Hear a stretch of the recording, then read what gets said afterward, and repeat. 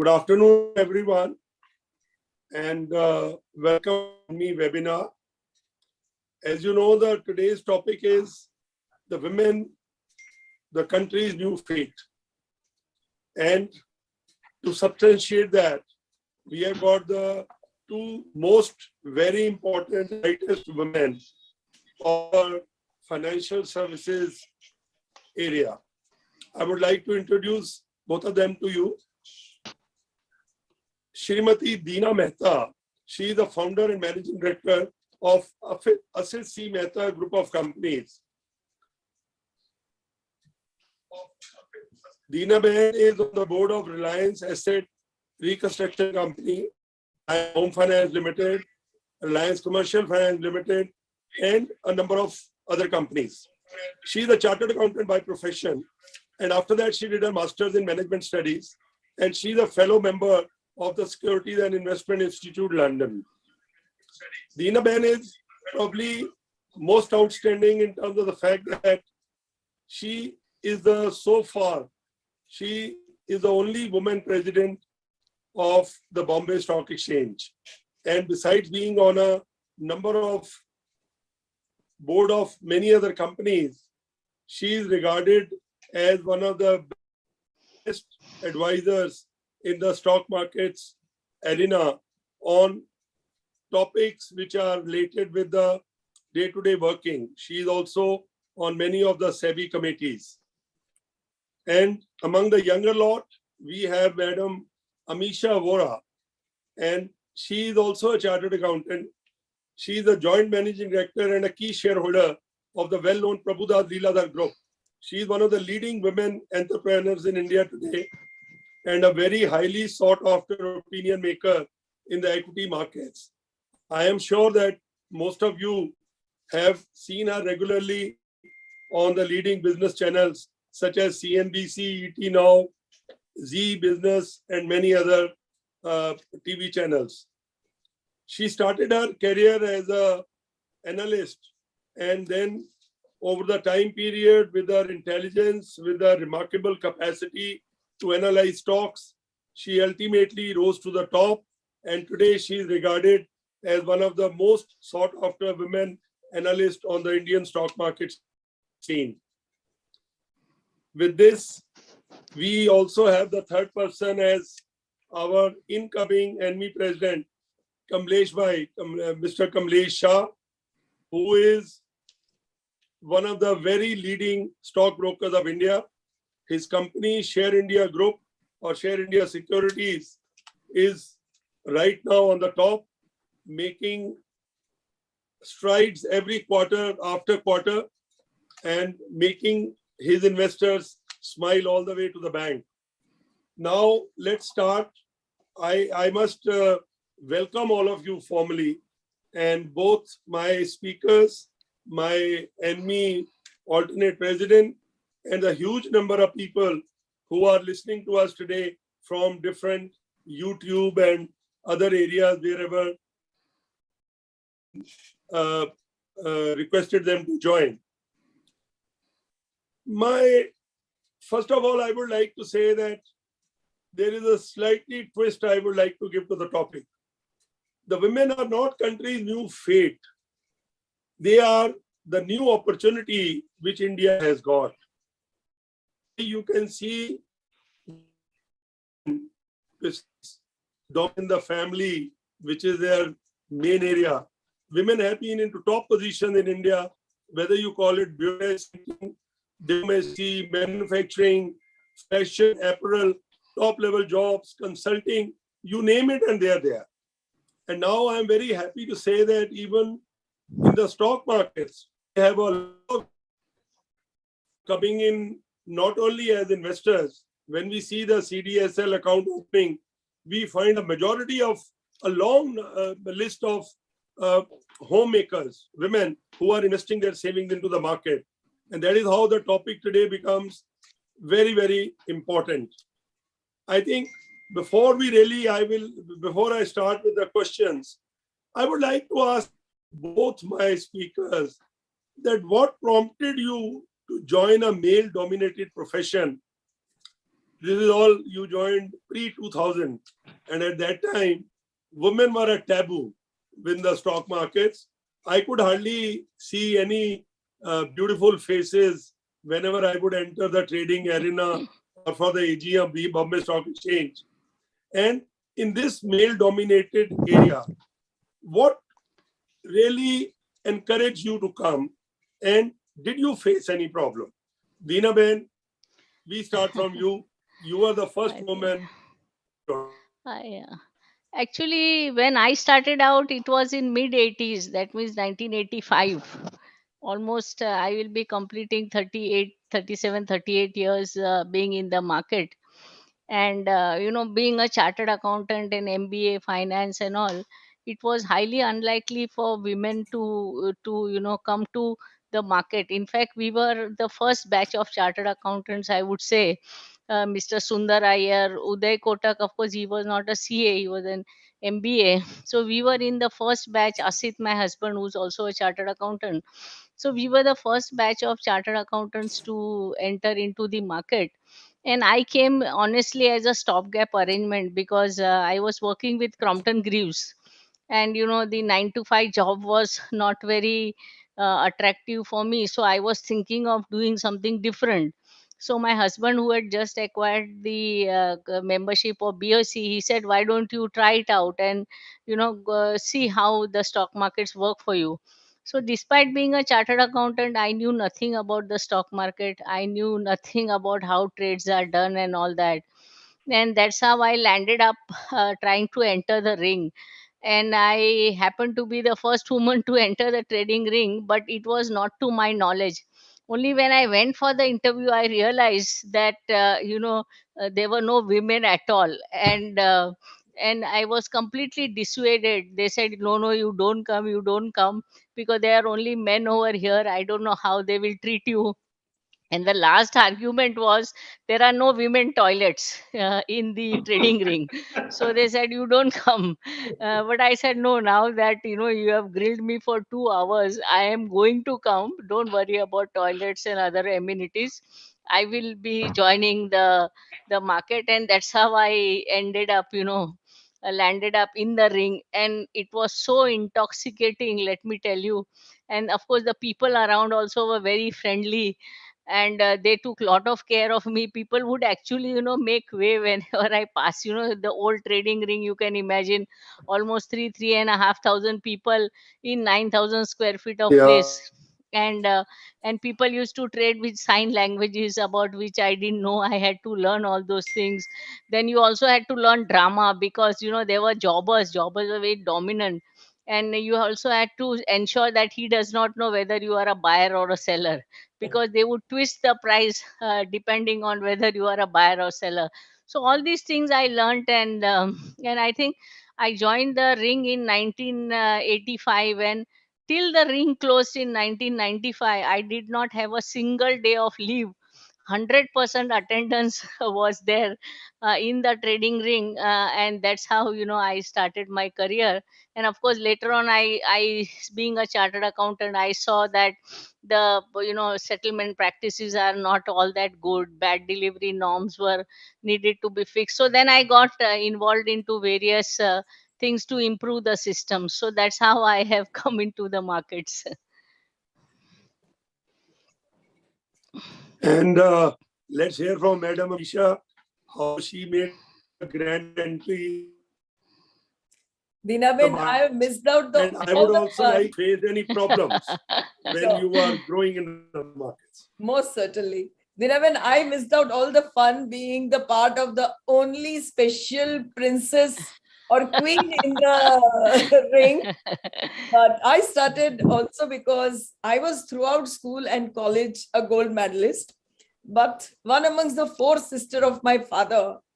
And father always used to invest in stocks. And I'm very proud to say that just one investment in Colgate, which he had made, has made him through with all the four sisters' wedding. But the important part was, the important part was that he was always, of course, having that lot of looking up to the markets, and all the enthusiasm. And I was more a research and science based person, but I did CA. So I opened up my career on the day of budget, I remember, in 1988 at JM Financial. And that's how I started my market journey, observing the budget, analyzing the budget, and then into analyzing different companies. I started with the portfolio management and research division of JM Financial.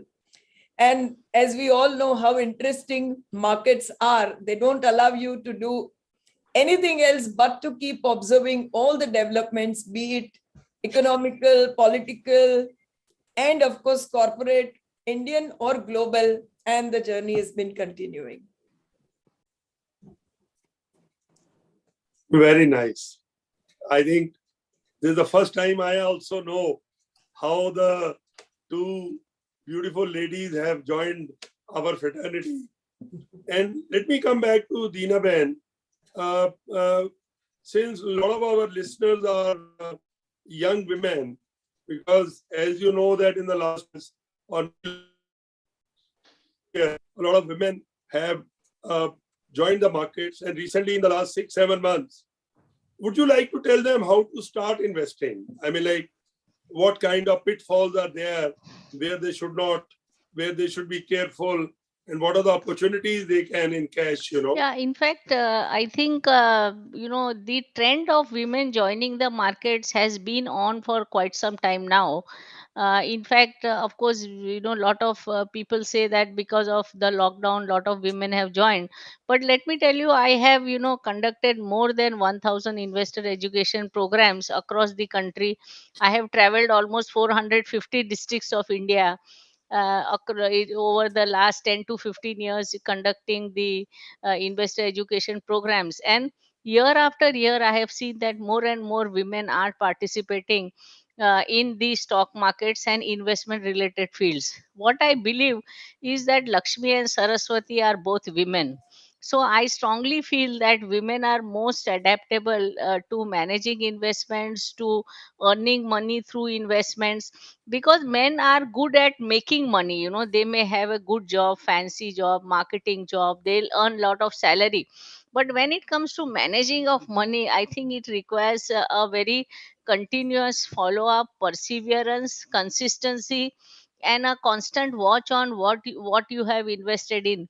Most of the people just invest by default, that whatever you save, that remains in the bank FD, and you go on making FDs. And that's how most of the people save.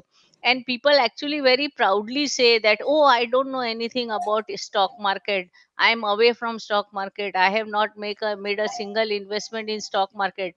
I think those people are really missing out. The huge prosperity of stock markets which is there has gone to very few houses, and it needs to go to lot more houses, this stock market prosperity, because the highest rate of return which you get is from stock market stocks held over a long period of time. As Amisha rightly said that in single stock, all her four sisters got married. I also have got example of one Dr. Raja Ramanna. You must have heard about Ramanna. He was BARC chairman and all. And about 15-20 years ago, he called me to his house, and he opened a cupboard and said, look, there are so many packets in this. And I had got CV Raman award of 10,000 rupees, and he had invested in Richardson Hindustan then, which is now Procter and Gamble. And you will not believe the bonuses, rights, and other things gave him in early, I think, 2000. He got something like 80 lakh rupees, and still half the packets were not opened. So this is the kind of prosperity I have seen. I can give you obtain number of cases where people have really done well because of investment in stock market. So I feel that, first is you should learn to earn. So learning is a must. It is, and it is nothing but common sense. it is just like you buy a sari, you will look at the color, at the material, at the price. Similarly, asking few questions about which share you are buying in, and you need not go for fancy stocks, things which you use in your day to day life. Like as she said, Colgate, you use Colgate toothpaste, you use so many Hindustan liver products, you use so many banking products, you use insurance products. So those things about which you are familiar with, those company stocks, if at least create a paper portfolio, select any 10 stocks, start writing the prices about these shares, and only all you need to do is just track what is the news on internet about that company stock. I think these two things, if done on a regular daily basis for 15 minutes, for even for 3 to 6 months, you will get a craze about the stock market. Because the sheer up and down which is happening, if you try to find out the reason about why did it go up or why did it go down, that is enough to hook you on for lifetime to the stock markets. And I think that is the simplest way one can get started with, because investments is a must. And I strongly advocate that starting with insurance, moving on to mutual funds, and then to stock market is the ladder that everyone needs to climb for the purpose of investment literacy. Thank you very much, Deena Ben. Now, all our listeners must have known how to start investing, but how to make money, that what Amisha Ben will tell us. And I would request, because she has already confessed that her first liking is toward research, and she is well known all over India. Her recommendations have made millions make a lot of money. So let's know the secrets, Amisha Ben. So when you start your journey of investing in shares, the basic is that you are becoming partner, or you're going to share the prosperity of that company. So whom will you really partner with? You partner in life with someone whom you trust. You choose even a life partner through a good family. Now, what do we mean as good family? That their practices are well established, well known, we can trust them. In corporate world also, there are practices, and those companies who follow them, we should partner only them.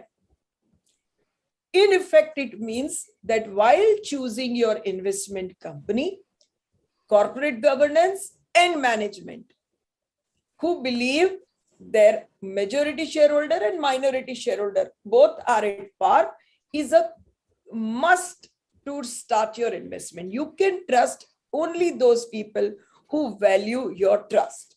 Once you have decided this as your qualifying area, what will happen?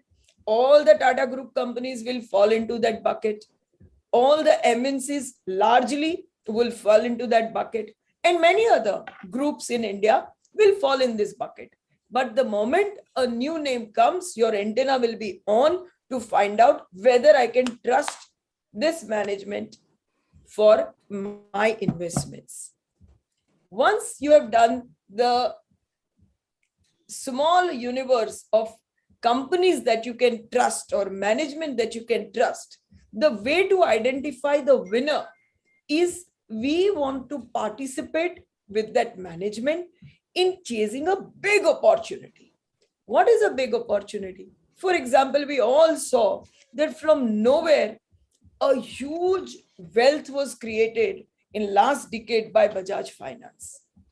But they qualified as excellent management, capable and trustworthy.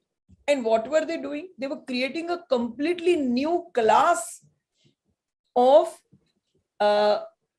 people to whom they will lend, and on a very set basis or set criteria. So the risk was very limited and the opportunity is very, very huge.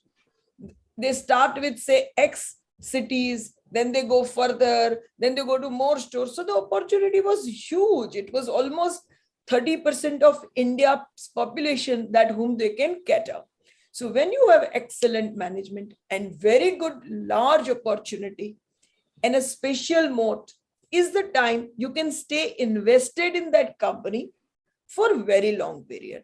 But after having that decision being taken, you still need to review that you made certain assumptions. Are they going on right track? This is your investment journey. There is another journey that you people generally do, and that is of trading journey. And what happens when you mix up the trading and investment journey? You don't make money either in investments nor in trading. Because in trading, when the stock goes down, you don't stop loss, you don't book losses. And in investments, you don't have enough patience for business to grow. So these are the few things, if you keep in mind, the journey will be really very successful. It will not be as stressful as it appears, because then your focus will go away from the daily changes in prices to the improvement or reduction in the business prospects. And for really converting your savings into wealth, this is the art that each of us need to know and keep improving upon. Like we put almost 12 hours a day to earn our basic money, and we assume that any third person will give us some tip and we will become millionaire overnight. Not possible. We have to invest our time in understanding and then disciplining our mind. And with that sincerity, most of the people have achieved success in markets. So this is a very broad thesis. I thought I must say, instead of just telling a few names, and then once again, if the viewers will not meet me, they wouldn't know that what is going to happen in those stocks. So this is how I think is the first thing, to make a frame in your mind, a framework which you plan to follow in your investments journey, or as I say, wealth creation journey.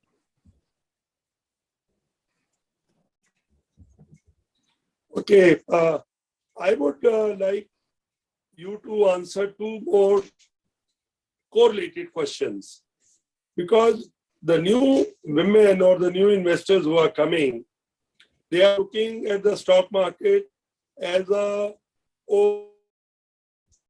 whether they right or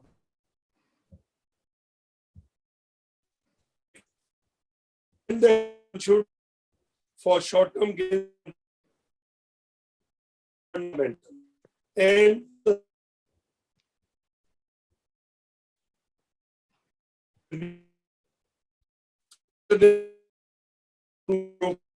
or through a mutual fund investment.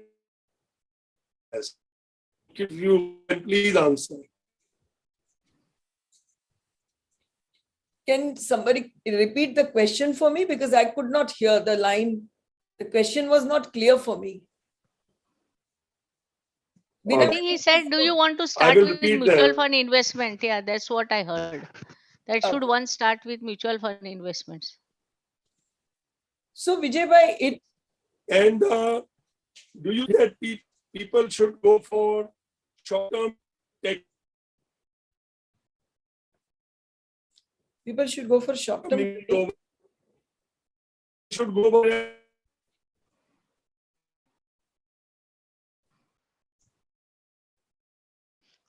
I think you can put it in chat. Maybe we can read it. all right. So, okay, we will come back once the voice. Can you hear me now or no? Now it's better. Now it is better. Okay. So, I think then go back to Dina Ben.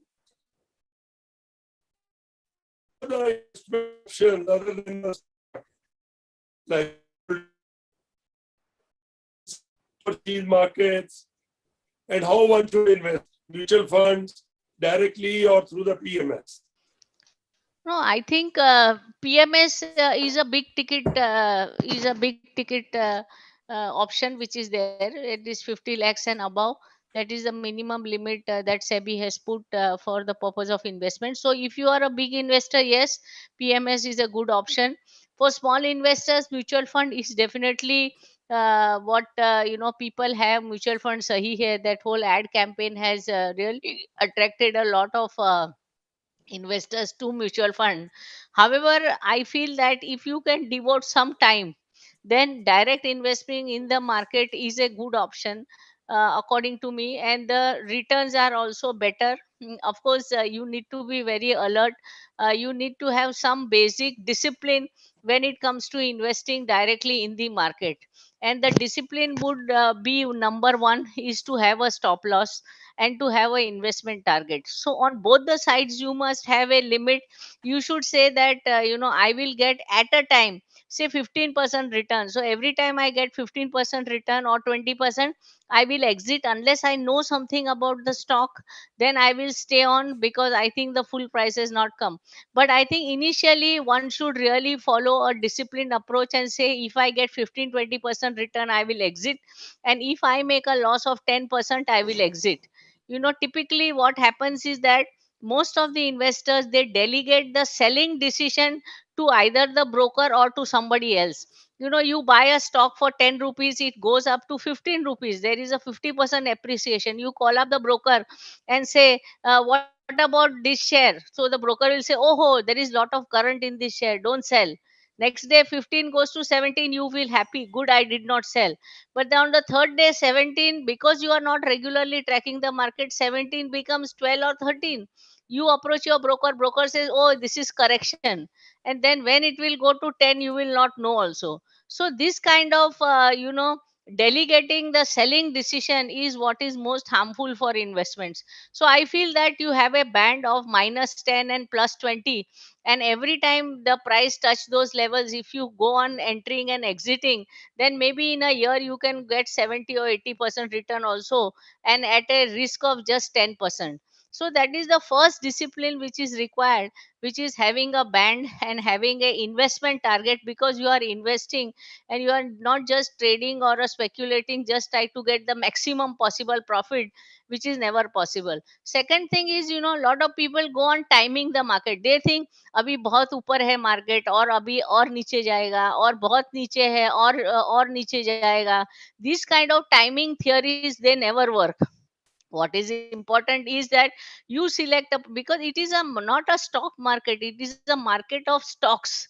So as Amisha Ben has rightly said, select companies, watch the price for few days, few months, and then when you know that it is in a correction mode or something like it, don't go and buy a stock when it is all time high just because somebody told you to. So whenever these shares, you follow the stock, first is you should follow the prices for some time before investing. So if you can follow the stock and enter the stock at the right price, and at the same time you go on following the price and keep on exiting at regular intervals, I think my father, he was not even an SSC, but he left us crores worth of shares. How? Because every day he had such 5 or 7 shares which were his favorite, which was Sale and Larson and Tobro and such other 7 8 scripts were there. And every day whenever it touched his price on the top, he would sell, and whenever it came down, he bought. And from virtually no capital, he left crores of wealth. So it is possible to, if you can follow the particular 5 or 10 shares closely, you can definitely do well. So do not have too many scripts, do not go by. You may take any advice for purchase. Anybody says go and buy this, you can buy, there is no problem. But when it comes to selling, I think if you do not delegate your selling decision, you cannot go wrong much when it comes to making investments. And then you asked about mutual funds. Yes, mutual funds, if you do not have the time, then mutual funds are a very good options. Mutual funds have done well in the past few years, and lot of money has gone into mutual funds. So mutual funds are also a good option that you can have. And now we have got the concept of stock baskets, like our company Asisi Mehta, we have promoted. So people who don't understand the market, as low as 5,000 rupees you can invest and get 4 5 stocks of a particular theme. So all these options are offered by other brokers also, and that is also something which you can look at for purpose of direct investments. Okay. Amisha Ben, can you hear me now? Yes, I can. All right. So I will repeat my question, which I was putting it to you. Please. And I am adding one more in the meantime. The first is that a lot of people who are coming into the new lot of women and men, they are thinking that stock market is a overnight way to richness. So would you also think like that, or would you like to tell them something different? That is number first question. And the second question is that a lot of other investment options are available in the market.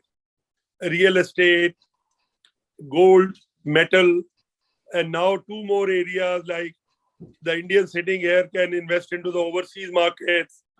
And the last and the most recent one is the cryptocurrency.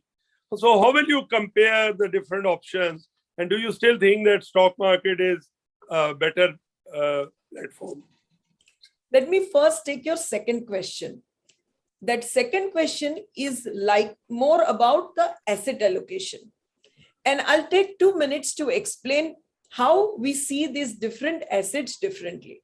For example, one of the things that you said is real estate. Now, when we compare a real estate and say investments in stock, the key differentiator is that the stock price is absolutely transparent. You, me, or anybody sitting in Indore or Assam will get the same price without negotiating with anyone. And the day he decides to liquidate it, within 2 days, the money will be in his bank account. So it is highly transparent, highly liquid. Imagine a house in Indore that you have kept as a second house. How much effort you will have to make to arrive at the right price for it, then wait for some buyer to emerge and negotiate. So it could be a process of 3 months, 6 months, you don't know. So this is the key difference between a real estate investments and of course there could be land, there could be residential, there could be commercial, which is giving you some rent. And there could be now some REITs available, which would be as liquid and transparent. But this is the key fundamental difference between investment in shares and investment in real estate. Liquidity and transparency. Now, if we take another asset class, say gold. Now, gold is as transparent world over. There's no doubt about it. But inherently, the gold is not a productive asset, which means when you put money into the share of any company, that company sells more Pepsi, more Cadbury, more toothbrushes, but the gold doesn't do anything productive. So gold is dictated largely by the liquidity, the buying and selling globally for gold and the printing of notes. So the dynamics are very different, but yes, the biggest advantage of gold is it is the most liquid and transparent asset. And next, it is a hedge against inflation as well as printing of currency globally, which is the most important trend in last 2 to 3 decades. And then you are coming to crypto, which is yet to establish its very standard processes. But because all the governments in the world are printing notes to overcome each and every crisis, I think crypto has a future, which is with restricted supply like gold, will have over the next 10 to 15 years, a very solid base amongst all the investors.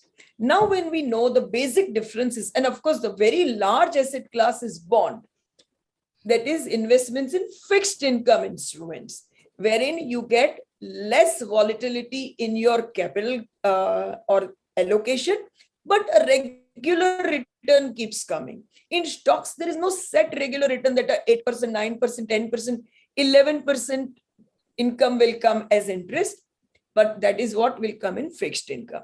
The best way to go about these different asset classes is not one at the cost of the other, because each is very important in your portfolio based on both your age, your aspirations, your risk-taking ability, and of course, availability of money. So I think that a very judicious mix across asset class is very important to protect and grow your savings. That is my first advice, because a number of times your investments only into stocks will not help you in protecting when a huge down cycle is there in the stocks. If a part is moved into fixed income or gold, that gives you a good protection. And a balanced approach is always better. Coming to your second question, that can we make overnight money into markets?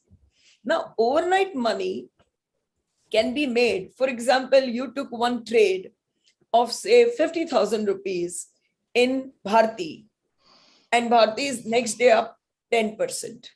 So on 50,000 margin, you got 50,000, it's 100% return. You booked it.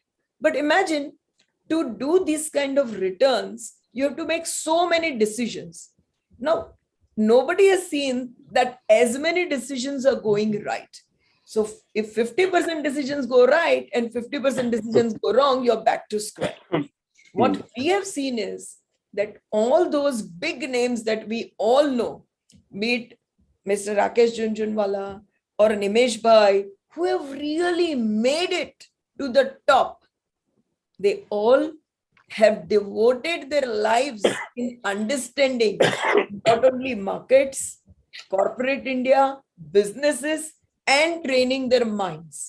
This is a full-time religious activity that they do so that they go above the normalcy and make supernormal profits. And I don't think if they have to work so hard that others on a consistent basis without doing much will do supernormal profits. I don't think it is possible.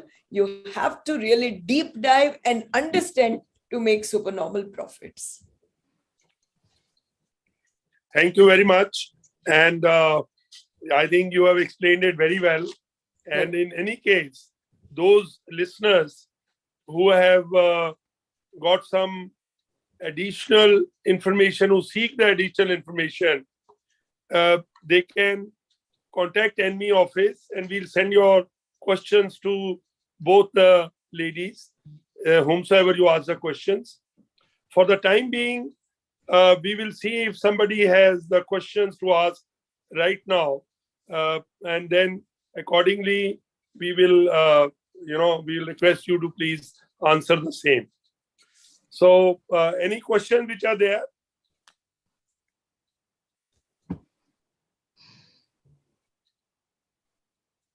Can we have the questions? Dr. Prasad?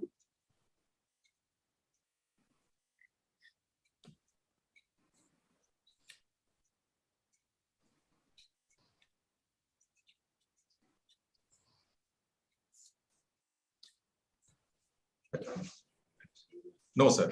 I think Kamlesh Shah sir can pick up something, sir. Who? Kamlesh Who Shah, has a question? Kamlesh Shah sir can pick up something. Mr. Kamlesh Shah has a question. So he can pick up something on relevant topic. Okay. So, Kamlesh Bhai, would you put your question, please?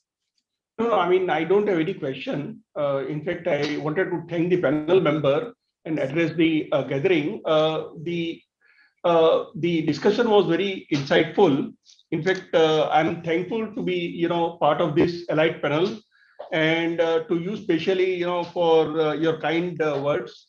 It was really very interesting to know a journey to the financial market by our panel member. And today, they are enjoying the top post. Not only that, they are parting their knowledge to the industry and the investors, and people are gaining from their knowledge as well. On behalf of NME, I'm thankful to the panel members, Mrs. Dina Mehta and Mrs. Amisha Vora, our director and moderator for today's discussion, Mr. Vijay Mehta, for insightful discussion. But Kamlesh Bhai, I have a question to both of them. So once you complete it, I'll ask my question. Okay. I think let us complete the address and then you can take it over. And by the time, if some other members also have some questions that can be taken up. Incidentally, both the panel members are chartered accountant and having in-depth knowledge of finance and financial market. I feel proud to be sharing screen with them as a fellow chartered accountant. I believe the topic of the day, women, countries, new fate, is understatement. They were always playing their role to build society, managing budget of the house, working 24/7 in all forms. We have started realizing it now, the importance of women in nation building. Traditional thought was role of women was limited to building family. Fortunately, the thought is changing and it is changing very fast. Women are considered to be force that develop the nation. If India has to be a developed nation, it would be possible only by equal contribution by women. Women all over the world have proved themselves as dynamic, multitasker, sincere, and dedicated. They are capable of making perfect balance between household and professional life. We have seen achievement of women in almost every field, be it art, culture, home, economy, politics, sports, education, or for that matter, financial market. COVID period has shown us mirror of how dependable we are on the women counterparts. Many households were supported by income of women when men lost their meaningful job. So women are not just bread maker, but they are bread winners too. We have living example of who are CEOs or head of various organizations contributing in a unique way to the economic journey, like Arundhati Bhattacharya, Indira Nooyi. Why we go far? Our panelists for this webinar are also top position in their respective organizations.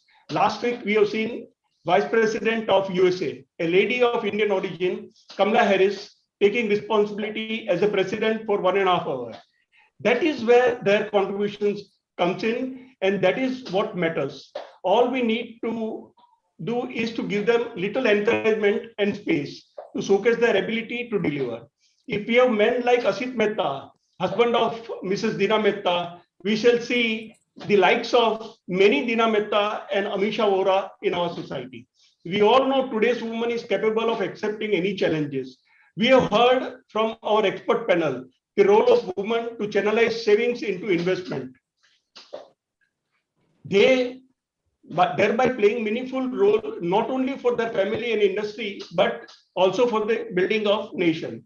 We pray to the various goddesses, Ma Lakshmi for Dhan, Ma Saraswati for Vidya, Ma Durga for Shakti, and our wives for everything else.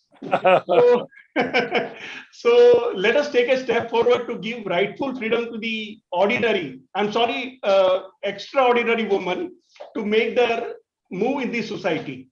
The journey has just begun and we will continue with greater force in future. I would like to end my talk with a quote from Swami Vivekananda.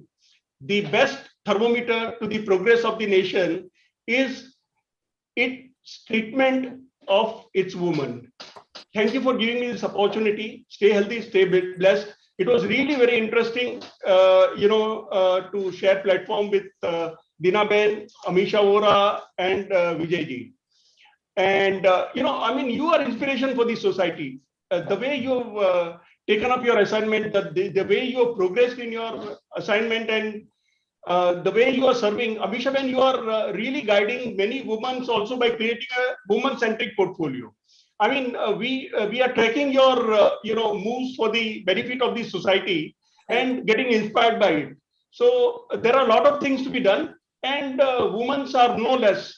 And we will see more and more face during this pandemic. We have seen that many women who are working from home are all tech savvy, and they are also participating in the market. That is how we have seen the increase in the participation. And I believe, they are very disciplined and they are long-term players. So they are going to contribute to the market in a longer term period. So thank you very much for your insightful thinking. I think if there are any questions, our expert panel would deal with it. Thanks once again for giving me this opportunity. Thank you very much, Kamlesh Bhai. you have summarized it very well. And I think the kind of examples you have given are very inspiring. The two examples which I would like to add to yours is the excellent response received for issues which were dealing with the women goods, like Nika. Nika, like the kind of response it got, and look at the price it is quoting. And the other one is the Go Fashion, which has just come, and excellent response. I think it has got about 80 times. And I'm sure that the women of India were largely behind applying for these two issues also.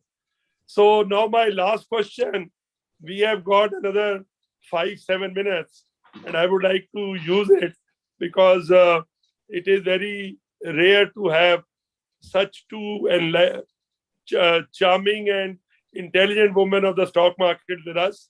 So my question is to both of you. It just depends who will like to answer first. You see, both of you have almost completed 30 years or more of your journey in the stock markets. What has been your most memorable experience which you would like to share with our listeners today?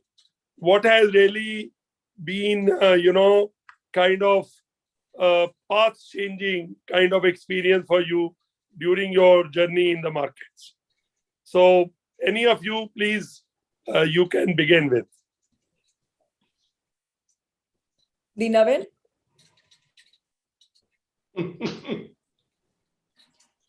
Dinaben is there. You will have to unmute. Dinaben, you will have to unmute. Dinaben, please unmute. I think in my journey throughout this career of almost 40 years, I have been very fortunate to meet so many people who have really inspired me and changed my way of thinking. Like, right from so many politicians that I have interacted with during our tenure to get, be it VSAT or CDSL approval or all. So we interacted with almost all the finance ministers of India, with Dr. Manmohan Singh, Mr. Jaswant Singh, Mr. Chidambaram. Then, if we look at all the industrialists, more than 1,000 IPO applications I would have cleared as a person. I remember interacting with Subhash Ghai or Ekta Kapoor and all these. All of them, have been such big people in their own right, and there is so much to learn from them. Then look at, I was on the board of National Payment Corporation with Mr. Narayan Murthy. He was chairman for almost 3 years. And so much things I learned from him. Then when the bomb blast happened, I was in the Bombay Stock Exchange when the bomb blast happened, and that whole scene is right in front of me when so many people died. And Mr. Sharad Pawar and we sat for almost 72 hours with just taking break for not even sleeping, just freshening up. And we managed. On Friday the bomb blast happened, and Monday we opened the market. So all these have been huge challenges, or be it setting up VSAT network or online trading. All these have been very big challenges, and I have been fortunate to be part of this entire reforms journey, being a promoter director of CDSL. So all the major developments which have happened in the capital market in India, I think I have been part of the journey, which is to me the biggest learning experience. And what I am today is essentially because of all these inputs that I have got and the opportunities which I got throughout my career. So I think I can talk of enough memorable moments of interacting with so many people, and it has been a huge learning experience for me. Thank you very much, Dinaben. And now let's go to our Madam Anisha Vora to tell us about her experiences. Sure. First and foremost, I would say, Kamlesh Bhai, you spoke so well and you really respected the spirit of womanhood. And I really, really am thankful to you for giving such kind words to all the women. And I totally agree with you that you always need one Ashit Bhai, one Neeraj, who's my husband, to make Adina and Amisha. And I really want that all who are listening and who will listen in future realize their owners to make a Dina and an Amisha. And coming to your question as to what are my memorable parts of the journey, there are many, but one being that sometime in 2001-2, when the entire crisis had happened and the markets, in Indian markets, Badla was stopped. The volumes were very low. Quite a few broking houses were closing down. And at that time, at Prabhudas Ladher, I had taken the reins of institutional business. And I remember that there was a choice whether we shut down the business. And I took the lead and said that, no, we are not shutting down. I'll make sure we had a team of 45 people, all IITs, MBAs, whatever, that I'll keep them and I'll make sure you don't lose money. And that's how I started at about total brokerage of 90 lakhs that year. And that was 2003. And fortunately, markets were also good. We also as a team did very well. 2007-8, we did about 110 crores. And that was the most rewarding journey. And I remember that during that journey, I, of course, never lost a single of my team member, but also there were domestic and foreign institutional clients because I was looking at institutional business those days. And I would speak to them, say on Wednesday evening, and they'll give me time. Okay, let's meet on Friday. And I wouldn't wait a minute not to travel to US. I'll make sure I'm there at 4 o'clock on Friday on the table. And fortunately for me, I must say one of the most rewarding part of this journey is also that I'm a pure Jain. So I never used to entertain clients on any drinks, no non-veg. But to my positive surprise, they used to find out any part of the world, places where Jain food will be available. And then we used to have dinner meetings there. So that's the kind of touchwood respect I have got. And one thing which has really helped me is that I never go underprepared for any meetings.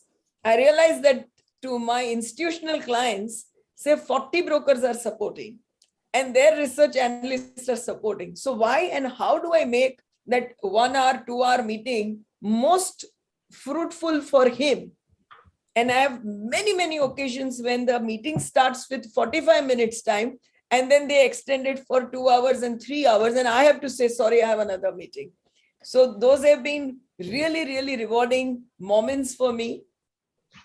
Investing time with my team, investing time with my clients who have also largely become friends now, and continuing that, interesting journey of looking at markets, looking at corporates, looking at economic and non-economic development and trying to just analyze and figure it out.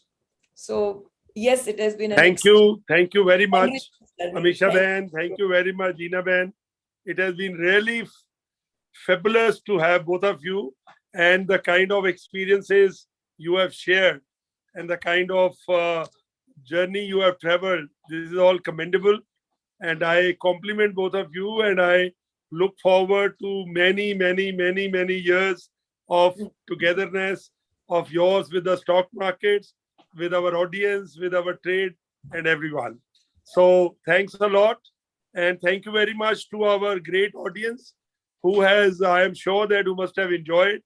Before closing down, I would like to introduce my colleague, Dr. Prasad, who is the CEO of NME. And I am Vijay Mehta. I am chairman of MEFCOM Capital Markets Limited. We are also into the same business. And we are stockbrokers, member of BSE and NSE based at New Delhi. So thank you everyone. Thank you, Kamlesh Bhai. And we look forward to another opportunity of meeting you all again. Bye. Thank you so much. So thank Yes, you, yes. everyone. Thank you, Kamlesh Bhai. And Thank you very much, congratulations. Dina Ben. It was really nice to be with you on this panel. Kamlesh Bhai, we are always together. Really grateful, really. I mean, you said that there are a lot of inspiration you derive from various people, but I would say that I have derived most inspiration from you. And Amisha Ben, one more thing, which I can't resist talking about, your two remarks, one for, passing a difficult phase when the business was at low. That shows the quality of a leader. And second, what you said, I mean, I also follow the same thing, to be prepared for all the meetings in advance. I don't go without preparation. I lend in time. Always I am before 10 minutes, be it a small meeting or a big meeting. So I respect time, and I respect that I should be prepared, so that I don't waste time of others. Thank you so very much. It was really interesting interacting with you people, and God bless us all. Thank you. Thank you Thank so very you. much. Thank you, Thank you. Vijay Bhai. Thank you. Bye, Thank you. Amisha.